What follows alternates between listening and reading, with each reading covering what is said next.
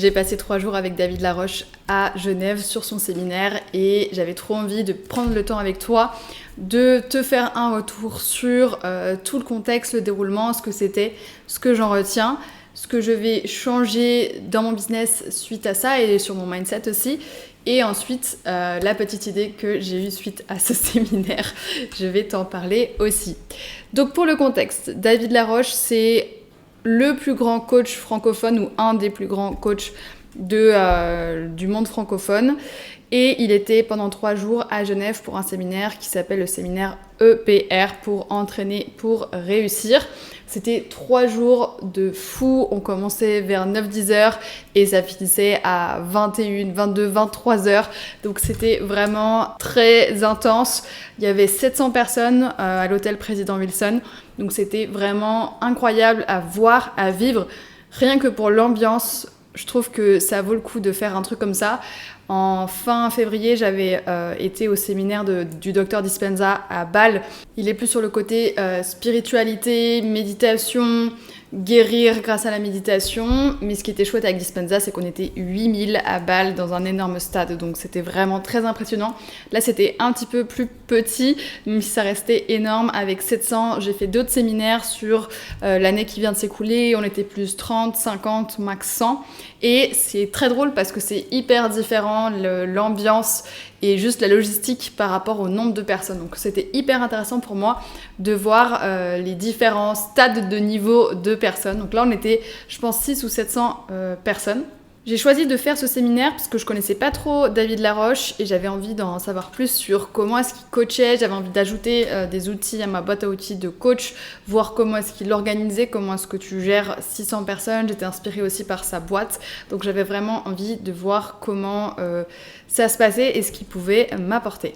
J'ai noté plein de choses et sur mon carnet et sur mon téléphone. Il y a vraiment beaucoup de choses que j'ai notées. Une des premières choses que j'ai remarquées, c'est que il coach avec une méthode qui est beaucoup plus proche que ce que je croyais ou ce que je pensais savoir de la méthode avec laquelle je coach, qui s'appelle la dépolarisation. Et il coach avec cette méthode, alors que je pensais qu'il était sur quelque chose de complètement différent. Il y a une bonne partie de son travail qui est basée sur ça, donc c'était très intéressant de voir comment est-ce que lui l'amenait, même si du coup j'ai peut-être appris un peu moins d'outils que ce que j'espérais parce que je connaissais déjà ses méthodes, ses approches et les frameworks qu'il utilise, mais c'était hyper intéressant de voir comment est-ce qu'il arrivait à les amener et comment est-ce qu'il coachait en live aussi, qui est quelque chose que j'ai pas encore beaucoup expérimenté moi, de coacher avec un public. Je le fais en coaching de groupe un petit peu, mais pas de public comme ça grand. Donc c'était hyper intéressant à voir. J'ai pris plein de notes. J'avais envie de te partager certaines des phrases qu'il a dit qui m'ont vraiment touchée et je pense que ça peut t'intéresser aussi, ça peut te toucher aussi. Alors il y en a certaines que j'ai déjà partagées sur LinkedIn et d'autres que j'ai pas encore partagées. La première chose que je retiens dans ce qu'il a dit, c'est que quoi que tu fasses, tu vas être critiqué. Si tu offres 1 million à des personnes, tu seras critiqué parce que tu n'en offres pas 2. Si tu fais tel ou tel sport, tu seras critiqué parce que tu pollues ou parce que tu fais ci ou parce que tu respectes pas ça. Et lui, il disait il racontait une histoire de quand quelqu'un lui avait dit que il s'occupait pas des sourds et des malentendants. Et que dans cette semaine-là, il l'avait fait, et la semaine suivante, on lui avait fait une remarque sur quelque chose d'autre. Donc c'était vraiment pour moi un exemple hyper intéressant de quoi que tu fasses, tu vas être critiqué, ça sera jamais assez bien. Donc autant être critiqué parce que tu poursuis tes rêves. Quitte à être critiqué, autant que ce soit parce que vraiment tu vises ce que tu as envie de faire au plus profond de toi. Parce que d'être critiqué quand tu es aligné, ça passe. Être critiqué quand tu n'es pas aligné, c'est beaucoup plus dur et difficile à surmonter. Il parlait aussi de comment tu vas déranger des gens quand tu vas jouer au prochain niveau, quand tu veux t'échapper. Il parlait de l'image d'un aquarium, il disait quand tu veux t'échapper de ton aquarium, sortir de ton pays ou sortir de ton bled ou sortir de la vie par défaut, et forcément tu déranges les gens qui eux ont décidé d'y rester parce que tu peux leur envoyer tout ce qu'ils n'ont pas osé faire ou parce que tu peux leur envoyer ce qu'ils ne pensaient pas possible et du coup tu leur renvoies une image qui eux vont les trigger, les déranger, venir les chercher. Et donc il faut être prêt à ça et ça peut être des gens qu'on connaît un tout petit peu, ça peut être des gens qui sont proches aussi. Et donc si on veut aller jouer au prochain niveau, un de ces apprentissages c'est que vraiment tu vas déranger des gens et il faut être ok avec ça. Et il nous disait aussi que en fait, ton terrain de jeu, il va être limité par la taille des échecs que tu es prêt à affronter, que tu es prêt à vivre, par la taille des critiques que tu es prête à entendre et à survivre, entre guillemets, ou à dépasser. Parce que s'il y a des échecs que tu veux pas vivre ou des critiques que tu veux pas entendre, et forcément ça va réduire la taille du terrain de jeu sur lequel tu peux jouer, la taille des ambitions que tu peux avoir. Donc il faut être conscient de ça, ça veut pas dire qu'il faut être ok avec tous les échecs et toutes les critiques, mais il faut être conscient que en fait à chaque fois c'est juste des barrières supplémentaires que tu vas t'imposer et qui vont t'empêcher de prendre certaines opportunités.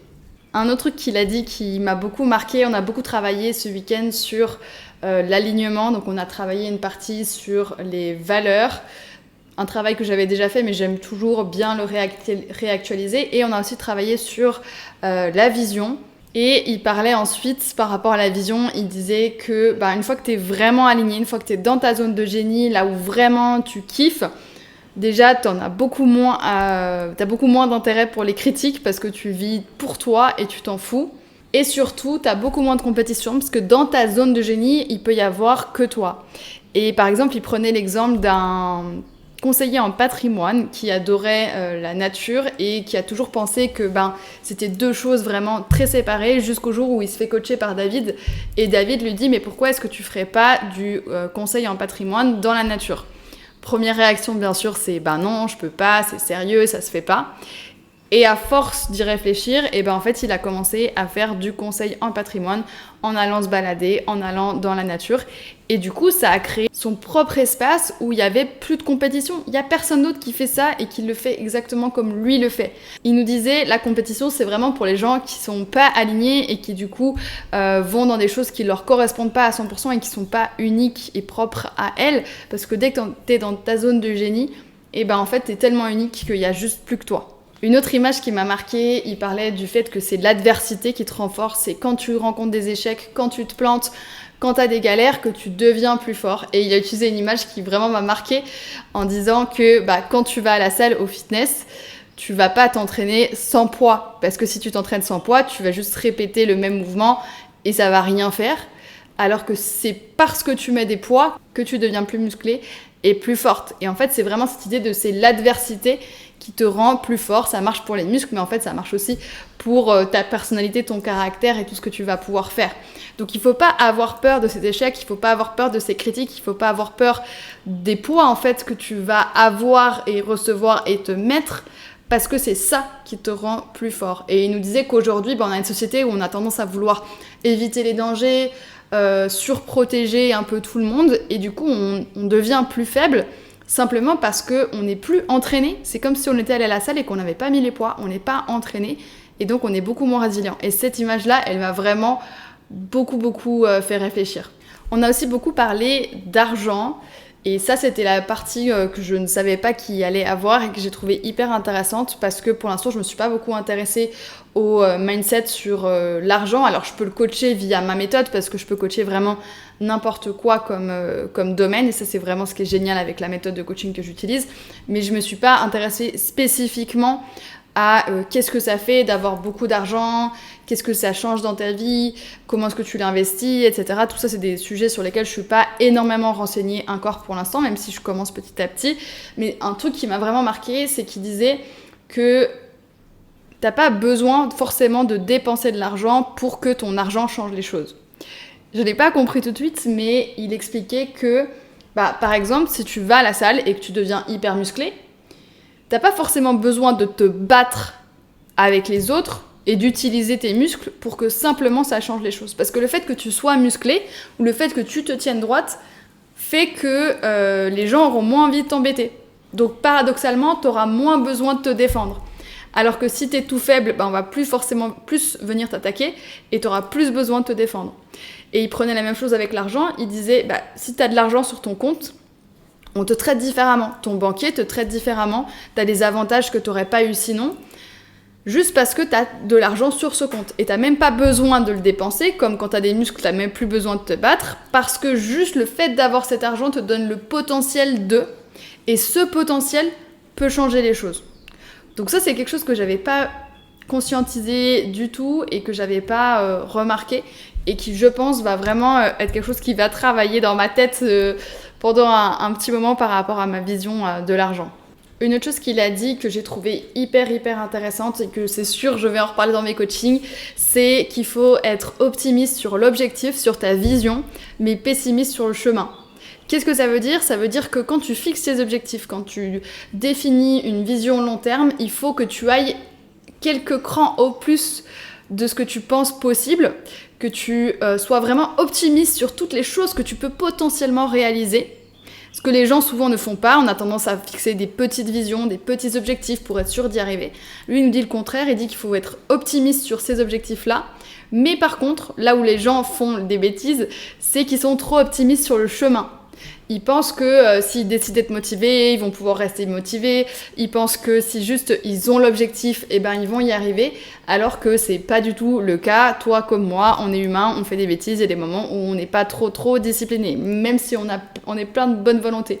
Donc il nous dit, il faut être pessimiste sur le chemin, sur comment est-ce qu'on va y arriver pour mettre en place des stratégies qui, même quand on n'est pas bien discipliné, même quand on tombe et qu'on fait des bêtises, on puisse continuer à les actionner et continuer à avancer vers notre objectif. Donc ça m'a vraiment marqué et je pense que c'est sûr, je vais le réutiliser. Optimiste dans l'objectif, mais pessimiste dans le chemin. Et un petit bonus qu'il nous a dit, alors il nous l'a pas dit exactement comme ça, je l'ai reformulé un petit peu, mais il a dit, je sais pas si le coaching c'est bien, si c'est quelque chose qui est incroyable, mais ce que je sais, c'est qu'il y a 2 types de personnes dans ce monde. Il y en a qui aiment le coaching et qui se font coacher, et il y a les gens qui sont contre le coaching et qui se font pas coacher. Et il y a un des 2 groupes qui est plus épanoui que l'autre. Et ça m'a fait beaucoup rire. Parce que c'est vrai qu'aujourd'hui, le coaching, c'est devenu un buzzword. Il y a plein de coachs de partout. Comme c'est pas un terme qui est protégé, ça part un peu dans tous les sens des fois. Il y a des gens qui sont vraiment contre. Et ça me fait beaucoup rire parce que quand je vois des gens qui se font coacher, quand je vois dans mes programmes les filles qui se font coacher, qui se font accompagner versus celles qui décident de tout faire toutes seules parce qu'elles veulent économiser, ça a juste rien à voir en fait. T'es tellement plus épanouie, tellement plus... tu oses tellement plus que même si t'as investi un petit peu, en fait, ton argent, tu le retrouves x10 parce que t'attires les opportunités, tu sais comment aller les chercher et juste ça change tout. Donc voilà, ça m'a fait beaucoup rire qui nous donne cette phrase-là. Pas exactement comme ça, mais en gros, moi je me la suis notée comme ça et ça m'a fait beaucoup rire.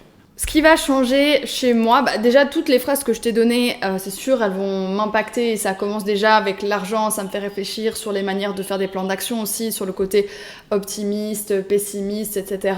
Il nous a donné d'autres outils que je connaissais un petit peu, mais pas forcément exactement comme ça. Et surtout, des fois, juste de prendre 3 jours pour toi, même si tu connais les outils, de les prendre et de les faire et de les poser et d'y réfléchir, ça m'a beaucoup aidé.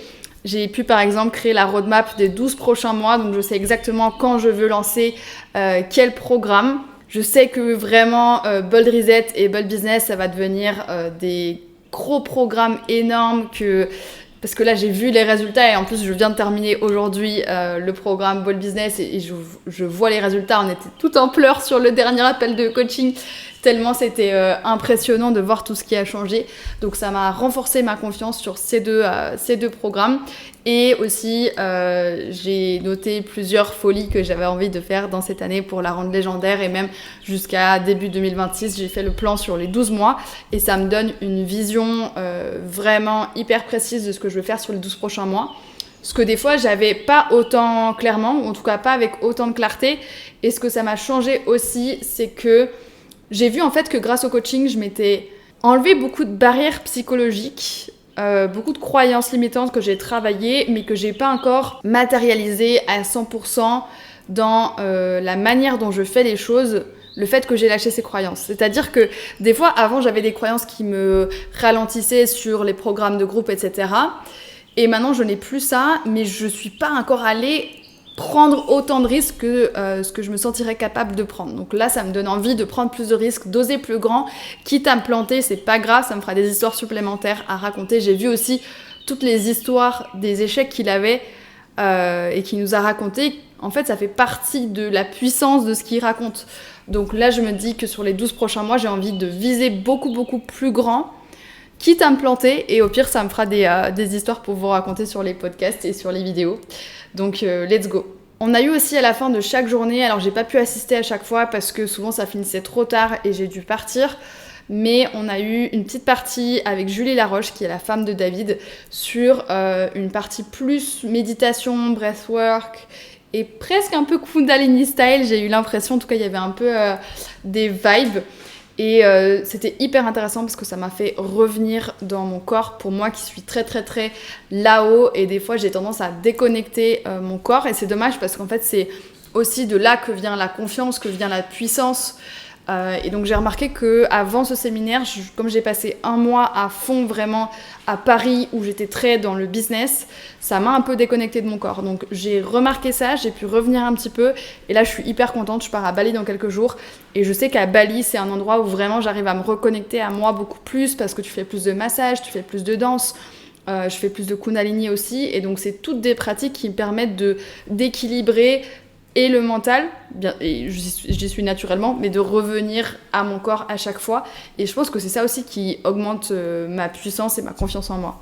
Et dernière chose, ce séminaire m'a vraiment donné... J'avais déjà cette petite graine dans la tête, mais quand je te parlais de prendre plus de risques, ça m'a vraiment donné l'envie d'organiser un séminaire, une conférence, moi, très bientôt, dans les prochains mois. J'ai envie de faire ça en Suisse, j'ai envie de réunir... Le rêve que j'ai noté, ce serait 300 femmes. J'ai envie de réunir 300 femmes pour une conférence ou un séminaire, je ne sais pas encore sur combien de temps, mais quand je vois la puissance de vivre ces moments ensemble, j'ai envie de pouvoir le vivre avec beaucoup plus de femmes, de le faire aussi en Suisse parce qu'on a peu de séminaires. Là, c'était à Genève, mais c'est assez rare qu'il y ait des séminaires et business et mindset à Genève, donc là, ou en Suisse. Là j'ai vraiment envie de faire ça, donc les prochains mois je vais chercher des salles, je vais regarder combien de filles on arrive à ramener dans ce séminaire, comment est-ce qu'on va organiser le concept, mais en tout cas j'ai envie de rêver grand, et je me dis au pire ça fera une bonne histoire, mais vraiment ça m'a donné envie d'aller chercher ça avec, je pense, que des femmes. Mais il y a vraiment un truc à faire, et moi j'ai vraiment envie d'être sur ce créneau, de pouvoir faire en sorte que des femmes se rencontrent, que des femmes deviennent puissantes grâce à la sororité, grâce à la partie business, mindset, qu'on combine ça, qu'on mette des pratiques corporelles aussi, enfin bref, j'ai plein d'idées. Ça fait longtemps que j'ai cette idée de séminaire, et j'en ai déjà fait à Paris pour des masters, j'ai eu jusqu'à 120 personnes pendant une semaine. Mais là, j'ai envie que ce soit mon séminaire, que ce soit moi qui l'organise avec ma team, et que vraiment on puisse le faire avec nos couleurs, nos vibes, nos valeurs à 100%, et avoir les personnes qu'on choisit qui viennent à ce séminaire. Donc voilà, plein d'idées, mais là je sens que ce séminaire m'a donné la confiance et l'envie d'aller rêver plus grand, et d'aller surtout mettre en place des choses plus grandes en prenant plus de risques, et je pense que ce séminaire en fait partie, donc je le vois bien début 2026, voilà, c'est annoncé. Voilà, c'est ce que j'avais à te dire pour ce retour sur le séminaire EPR de David Laroche. J'espère que ça t'a plu. N'hésite pas, si tu aimes ce genre de format, à t'abonner. Moi, ça m'aide énormément. Plus on a d'abonnés, plus ça me permet d'avoir du budget pour inviter. J'aimerais relancer aussi les interviews, donc inviter de meilleurs invités, des femmes hyper inspirantes, pour avoir plus de budget, pour pouvoir réaliser des vidéos qui sont chouettes aussi. Donc abonne-toi si tu as envie de me soutenir et envie d'avoir du meilleur contenu, ça m'aide énormément.